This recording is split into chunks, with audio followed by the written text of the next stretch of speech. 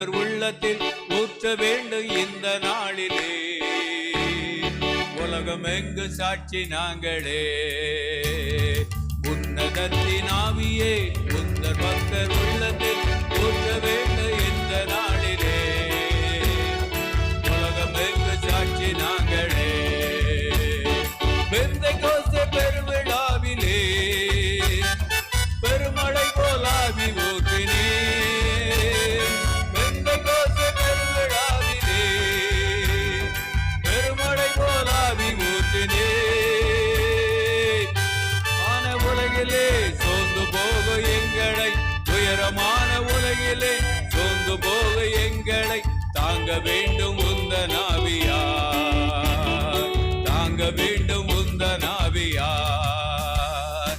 உன்னதத்தின் ஆவியே உந்தன் பக்தர் உள்ளத்தில். ஆமென். உள்ளத்துல ஊத்துனாதான் அந்த கை பயன்படும். கையை உயர்த்தி நல்லா ஜெபம் பண்ணணும். ஆமென் ஆமென் ஆமென். உந்து சாட்சி நாங்களே. ஆவியின் கொடைகள் வேண்டுமே. அயல் மொழியில் ஆமென் நம்ம துதிகள்ல ஒரு மாற்றம். அயல் மொழியில் துதிக்க வேண்டுமே. சாதாரணமா பேசல, ஆற்றலோடும் பேசவும் அன்பு கொண்டு வாழவும். ஆற்றலோடும் பேசவும் அன்பு கொண்டு வாழவும். ஆவி ஊற்றும் அன்பு தெய்வமே. ஆமென் ஆமென். ஆவி ஊற்றும் அன்பு தெய்வமே.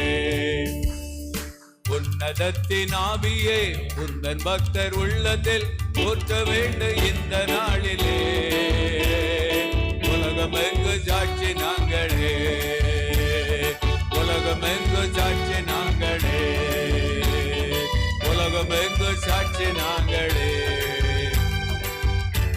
ஆண்டவரே, விசுவாச அறிக்கையை கனப்படுத்துங்கப்பா.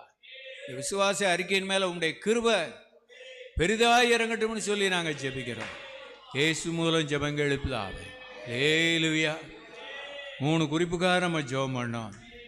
அடுத்து அப்போஸ்தலர் 10வது அதிகாரத்தில் கொர்நேலியுடைய குடும்பத்தில் ஒரு பெரிய எழுப்புதலை, ஒரு திட்டத்தை வச்சிருந்தார். காரணம் என்னன்னா, அந்த ஒரு மனுஷனுக்குள்ள இருந்த அந்த ஜெப ஆவி, குடும்பம், விசேஷித்த நண்பர்கள், வீட்டை சுற்றி இருந்த அத்தனை பேரையும் கர்த்தரை ஒரு ஜெப அறைக்குள்ள கர்த்தர் கொண்டு வந்தார். எடுத்தாச்சா? அப்போஸ்தலர் 10வது அதிகாரம்